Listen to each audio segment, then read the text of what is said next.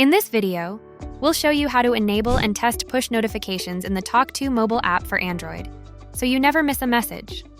Step 1. Open the app and check your settings. Open the tawk.to app and sign in. Tap the U icon in the bottom right corner.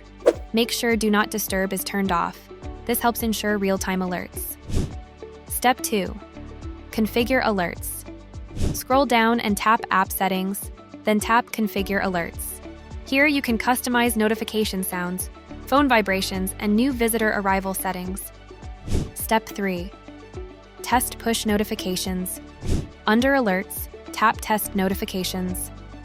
If you manage multiple properties, tap Pick a Property and select the one you want to test. You should receive a push notification within 30 seconds.